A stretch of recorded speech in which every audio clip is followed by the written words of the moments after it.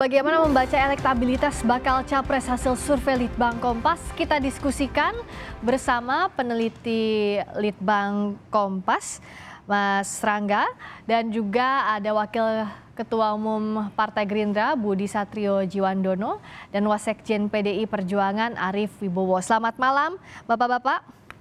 Selamat malam. Saya Selamat malam. ke Mas Rangga dulu, ini bagaimana membacanya?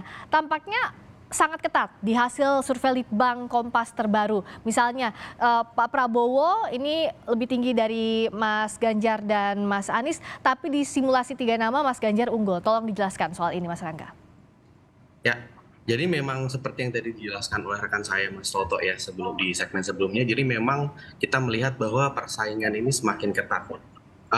Saya juga emphasize ya bahwa memang unggul dan keunggulan ini kan masih dalam margin of error ya. Jadi kita melihatnya itu adalah bagaimana akhirnya Ganjar yang sebelumnya itu sudah cukup jauh meninggalkan, kemudian bisa nih dikejar oleh elektabilitas Pak Prabowo Subianto. Nah, ada dua perbedaan ya, yang tadi soal head to head, kemudian yang pertama tadi soal elektabilitas. Ini kita dua model pertanyaan yang berbeda. Ketika kita ngomongin soal elektabilitas yang terbuka secara umum, itu artinya memang kita tidak membatasi nama-nama yang kemudian disebutkan gitu. Jadi makanya akan muncul nama-nama lain di situ.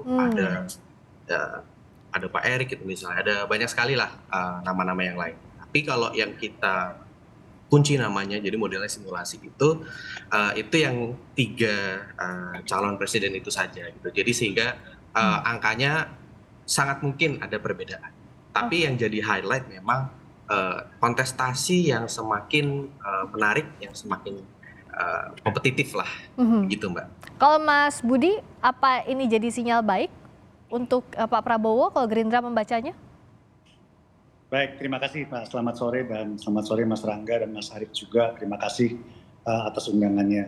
Pertama-tama tentu Partai Gerindra mengapresiasi dan bersyukur ya atas angka yang telah ditunjukkan oleh survei Litbang Kompas. Ini menunjukkan bahwa kerja-kerja yang dilaksanakan Partai Gerindra dan tentunya Pak Prabowo ini memang tercerminkan melalui hasil survei ini. Dan kami menerima ini dengan dasar kepercayaan rakyat Indonesia atas kerja Pak Prabowo dan juga Partai Gerindra. Tadi juga sudah dijelaskan soal Mas Rangga bahwa tergantung simulasinya memang ini masih sangat dinamis dan apapun bisa terjadi. Dari kami menggarisbawahi bahwa survei ini kan mencerminkan angka atau let's say elektabilitas pada saat ini. Dan kita ketahui bersama bahwa pemilu itu masih sekitar kurang lebih 8 bulan lagi. Untuk itu kami bersyukur ya ini menjadi semangat amunisi bagi kader-kader kami, tetapi kami tidak mau berbesar kepala, kami tidak mau jumawa, apalagi kami takabur. Kita tidak mau itu. Untuk itu saya meneruskan pesan dari Pak Prabowo Subianto dan pimpinan Partai Gerindra kepada seluruh kader Partai Gerindra untuk terus fokus kerja keras ya, merapatkan barisan, menguatkan struktur kita dari pusat sampai ke daerah-daerah dan benar-benar menawarkan program-program nyata kepada rakyat. Kita terus memperjuangkan, menyuarakan suara aspirasi masyarakat dan semoga kita bisa memberikan yang terbaik bagi harapan masyarakat dan bagi bangsa dan negara. Itu pesan yang paling penting bahwa nilai angka ini kami terima dengan baik, tapi menjadi catatan bahwa ya ini saat ini dan proses politik masih berjalan, masih 8 bulan lagi. Kita tidak mau besar kepala, kita terus bekerja demi bangsa dan negara. Oke, kalau dari Mas Arief, apakah ada evaluasi dari performanya Pak Ganjar atau ini masih di batas aman kalau Mas Arief lihat pergerakan angka surveinya? Ya, kalau kita selalu menempatkan survei sebagai instrumen untuk evaluasi ya. Itu survei yang dilakukan oleh lembaga survei apapun, apalagi sekelas Litbang Kompas, itu menjadi atensi dari Partai Demokrasi Indonesia Perjuangan. Nah, maka setiap hasil survei selalu kita korelasikan dengan situasi dan kondisi objektif daerah, ya. Dan itu tentu kita komunikasikan dengan seluruh jajaran partai kita, dan juga tidak saja jajaran partai tetapi jejaring partai termasuk para relawan. Sejauh mana kerja yang sudah dilakukan, mengapa di satu wilayah terjadi penurunan, di wilayah lain terjadi kenaikan, bahkan ada yang cukup drastis dan seterusnya. Nah, oleh sebab itu kita juga berterima kasih bahwa survei yang dilakukan oleh lembaga survei yang masih kita lihat seperti Kompas, Litbang Kompas ini objektif, itu menjadi cermin bagi kita. Tentu dari situlah ya, selain partai juga tentu saja melakukan satu mekanisme evaluasi, karena kita juga berdasar pada laporan-laporan dari setiap daerah yang itu ajak ya, berkala dan konkret. Nah, maka kemudian dikompatibilitaskan, disesuaikan dengan hasil survei itu. Sejauh mana terjadi misalnya pergeserannya dan seterusnya. Tetapi kami cukup appreciate dan kita tetap percaya diri dan senang juga karena ketika disurvei dari 3 calon itu menunjukkan bahwa pergerakan yang sedianya memang kita pastikan untuk memperkuat partai identity dan capres identity itu telah berlangsung secara meningkat. Jadi dengan demikian dari aspek itu maka swing votersnya itulah yang harus kita cermati. Tentu ini nanti akan terkait dengan berbagai isu yang bertebaran yang seharusnya partai atau kami seluruh jajaran partai dan seluruh pendukung Ganjar itu bisa mengarahkan pada atau mengkerucutkan pada satu isu pokok yang tentu saja mohon maaf harus menguntungkan Ganjar Pranowo sebagai capres. Oke, Mas Rangga Eka Sakti, kalau kita lihat kan setiap pergerakan survei pasti dilandasi atau dipengaruhi oleh situasi objektif terkini, narasi politik yang berkembang. Nah, dengan pergerakan sampai bulan Mei ini apa saja menurut bacaan Litbang Kompas yang jadi pengaruh? Pak Prabowo bisa unggul elektabilitasnya, Mas Ganjar juga unggul kalau simulasi 3 nama baca pres, Mas Anies juga ada pergerakan naik tipis saat ini. Oke, saya coba jabarkan beberapa poin-poin ya, Mbak. Jadi memang kita mungkin belum bisa secara definitif ya menjelaskan aspek why-nya kenapa, karena masih sangat dinamis dan sangat. Tapi memang tidak dimungkiri bahwa peristiwa yang terjadi pada bulan-bulan lalu ya soal Piala Dunia U20 itu masih meninggalkan dampak gitu. Data tangkapan kita melihat bahwa memang dari orang-orang yang sebelumnya memilih Pak Ganjar itu hanya 63% yang bertahan setelah kasus tersebut mencuat. Nah, ini kemudian yang menimbulkan adanya fenomena aliran suara juga. Sekitar 12%-an itu kita tangkap mengalir suaranya ke Pak Prabowo. Itu yang pertama. Nah, yang kedua, tapi kita lihat juga bahwa mungkin bisa dibilang posisi Pak Ganjar itu ketika dipotret melalui survei ini sudah posisi yang bounce back. Mau tidak mau kita juga bisa melihat bahwa apa yang dilakukan oleh PDI ya pada April waktu itu mendeklarasikan beliau juga membantu Pak Ganjar untuk mendapatkan momentum nih. Jadi kita ngelihatnya bukan semerta-merta ini posisinya naik, ini posisinya turun, tapi ini adalah horse race ya yang masih ongoing dan momentumnya ini sama-sama dapat. Ini yang jadi membuat kontestasi ini semakin kompetitif di situ. I see. Kalau ada kenaikan juga untuk Mas Anies, itu apakah dari pidato-pidato politik yang berlangsung beberapa pekan terakhir? Nah, yang menarik soal Bapak Anies ini adalah dia yang pertama memang suaranya relatif stabil ya, ada kenaikan sedikit. Tapi yang paling menarik dari sosok Pak Anies ini adalah soal strong votersnya dia. Jadi memang dibandingkan dengan Pak Ganjar dan Pak Prabowo, Pak Anies ini yang paling banyak strong voters atau loyalis. Nah, kita lihat bahwa strong voters atau loyalis dari Pak Anies ini ada di kisaran 55% lebih. Ini lebih tinggi dibanding Pak Ganjar dan Pak Prabowo yang di kisaran 53%. Nah, loyalis ini artinya adalah ketika kita tanya, responden itu dia cenderung tidak ingin berubah nih jawabannya, pilihannya dalam waktu dekat itu. Nah, kalau soal strong voters ini bagaimana meraihnya, termasuk juga meraih swing voters kalau dari sisi Mas Budi dari Gerindra? Ya, saya rasa gini, pertama memang atau dukungan dari Pak Presiden Jokowi juga mungkin ya juga terlihat ya sangat juga berpengaruh terhadap Pak Ganjar dan Pak Prabowo. Tapi juga terlihat mungkin kinerja Pak Prabowo selama memimpin Kementerian Pertahanan juga bisa dilihat langsung oleh masyarakat. Saya rasa ini menjadi nilai patokan juga bagi masyarakat menilai calon pemimpin ke depan. Dan saya rasa narasi yang Pak Prabowo selama ini bangun narasi persatuan di negara ini yang menjadi sangat vital, sangat penting untuk kita maju ke depan. Ini saya rasa pesan yang sangat penting dan bisa diterima oleh apakah itu swing voters, tapi untuk loyal voters itu mereka bisa melihat bahwa pesan Pak Prabowo selama ini, di mana dia tampil di publik, dia bicara di publik, dia mengingatkan persatuan Indonesia ini adalah yang paling penting. Dan dia selalu mengatakan dan mengingatkan kami semua di Partai Gerindra ya bahwa kami harus menghormati siapapun nanti yang mendapatkan tiket untuk menjadi capres maupun cawapres. Beliau berulang kali mengatakan ya ini ya kalau kita melihat ya sekarang katakanlah kandidat-kandidat yang kuat untuk mendapatkan tiket kan ada Mas Ganjar, ada Mas Anies. Dan beliau mengingatkan kami bahwa Mas Ganjar dan Mas Anies adalah putra-putra terbaik bangsa juga. Mereka punya niat yang baik untuk menjalankan atau memimpin bangsa ini ke depan untuk masyarakat. Dan saya rasa, saya percaya bahwa masyarakat bisa menilai. Memang pesan ini menjadi salah satu pesan yang sangat penting dan itu untuk saya ya kita melihat bahwa itu menjadi kekuatan bagi voters-voters yang sekarang mulai cenderung memilih Pak Prabowo. Kita lihat bahwa kalau kita bandingkan dengan survei-survei dari beberapa lembaga lain juga menunjukkan bahwa angka-angka Pak Prabowo itu cenderung meningkat dan kami harapkan dengan pesan-pesan dengan kampanye yang sejuk dan kampanye yang damai, yang penuh gagasan, penuh ide, kita bisa meneruskan menguatkan pesan narasi persatuan ini dan semoga nanti bisa menghasilkan yang terbaik di 14 Februari 2024. Kalau dari Mas Arief saat ini yang lebih digenjot apakah meraih strong votersnya, memperkuat para pemilih yang loyal atau menggait swing voters? Dan bagaimana pula memanfaatkan momentum, tadi kan dijelaskan oleh Mas Rangga ada bounce back-nya setelah deklarasi, meskipun masih ada ekses dari Piala Dunia U20 waktu itu. Ya, saya kira kita tidak bisa pertentangkan. Strong voters itu dari waktu ke waktu memang harus ditingkatkan.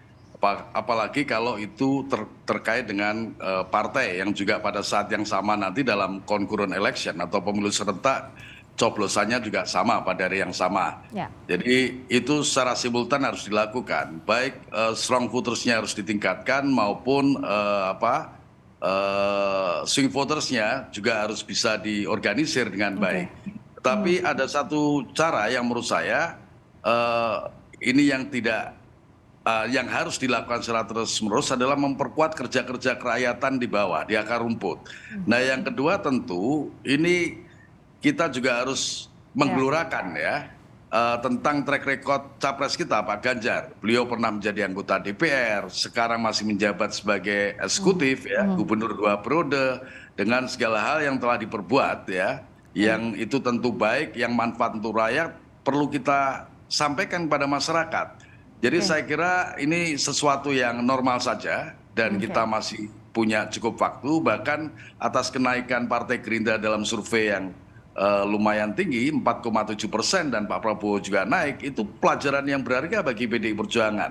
Ya, dan tentu dengan segenap jejaringnya agar kita tahu di mana kelemahan kita, kekurangan kita, dan di sana tentu kita akan perbaiki segala hal yang masih menjadi kekurangan kita. Peta wilayahnya sudah jelas dan itu sesuai dengan prediksi sejak jauh hari yang sudah dikaji dengan baik oleh partai dan oleh seluruh kawan kita di dalam memenangkan Ganjar Pranowo.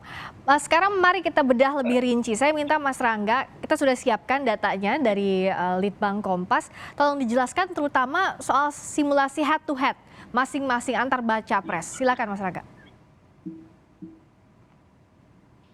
Ya, jadi simulasi head to head itu ada dua ini ya, Mbak ya. Ada dua skenario. Ya. Skenario yang pertama adalah putaran awal, 1 putaran. Kemudian skenario yang kedua adalah 2 capres.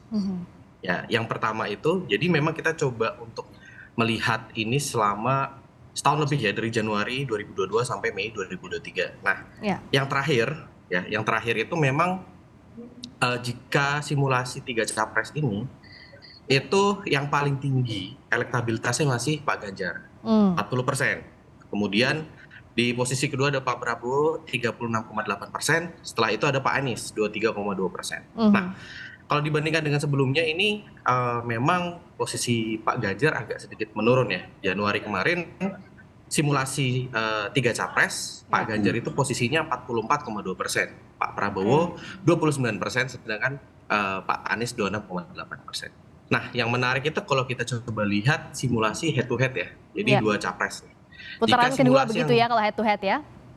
Iya, betul, Ya. putaran kedua. Jika skenario pertama yang terjadi adalah Pak Prabowo versus Pak Ganjar, misalnya ya. Ya.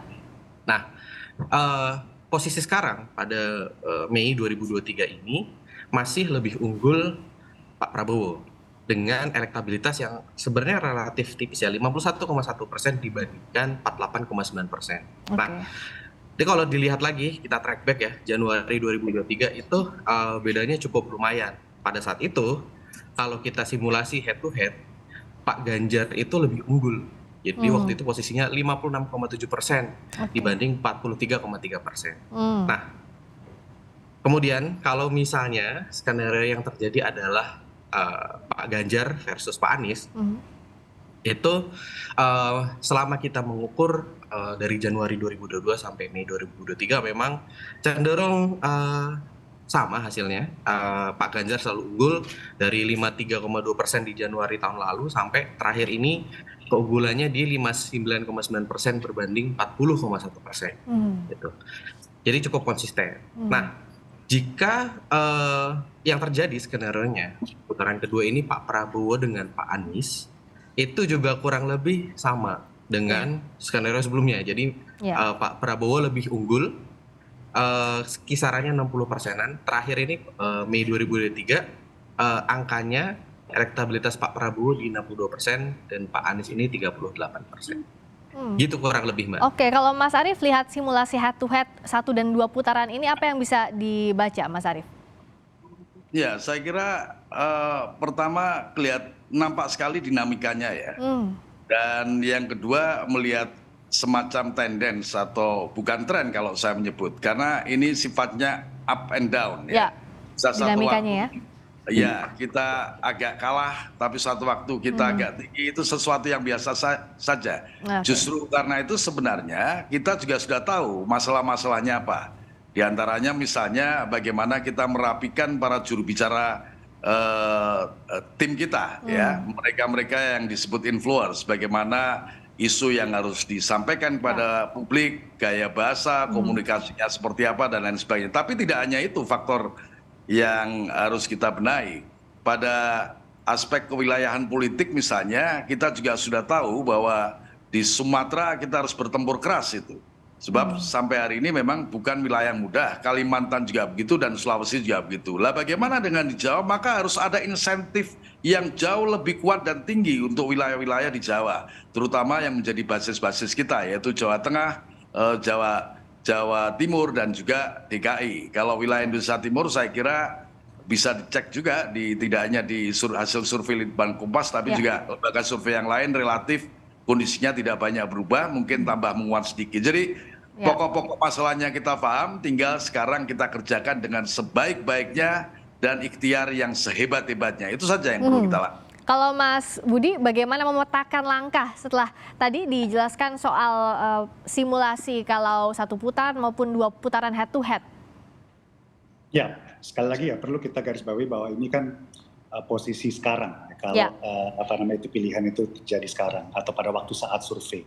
Ingat masih 8 bulan kita harus kerja, itu dia saya rasa saya menyuarakan apa yang tadi Mas Arief juga sempat mengatakan bahwa kita juga menggunakan selain parameter-parameter lain survei-survei ini sebagai bahan untuk kita mengevaluasi internal juga, apakah itu pergerakan partai politik, apakah itu relawan. Kan menurut Litbang Kompas yang kami perhatikan bahwa kekuatan Pak Prabowo itu ada di Sumatera, ada di Kalimantan, dan di Sulawesi. Sedangkan Pak Ganjar itu mempunyai kekuatan cenderung di Jawa dan di NTT Bali. Nah ini di Nusa Tenggara dan Bali. Nah ini saya rasa akan menjadi bagian dari tadi ikhtiar kami yang saya katakan di awal untuk terus memperkuat kerja kami di akar rumput, ya, kita memperkuat basis-basis kami, struktur partai, apakah itu pusat, apakah itu DPD maupun kabupaten kota, sampai ke desa-desa, itu kita terus merapatkan barisan. Juga dengan hadirnya sekarang relawan-relawan yang terus juga berdatang kepada kami menyatakan dukungannya kepada Pak Prabowo, ini yang terus akan kami koordinir dan kami menggunakan data atau temuan-temuan seperti dari Litbang Kompas ini sebagai kami untuk memetakan perjalanan kami di depan, khususnya pergerakan-pergerakan kami di darat, di akar rumput, di mana kami masih perlu lebih intens lagi ya. Disitulah mungkin kami akan menggencarkan lah pergerakan-pergerakan politik kami. Kira-kira seperti itu. Waktu masih ada, tapi dinamikanya semakin ketat. Waktunya adu strategi dari masing-masing baca pres ya di sisa waktu ini. Terima kasih atas waktu dan analisisnya dan diskusinya malam hari ini, Mas Rangga Eka Sakti, peneliti Litbang Kompas. Terima kasih Wakil Ketua Umum Partai Gerindra Budi Satrio Juwandono. Mas Budi terima kasih, dan Wasekjen PDIP Arief Wibowo. Mas Arief terima kasih. Selamat malam Bapak-Bapak.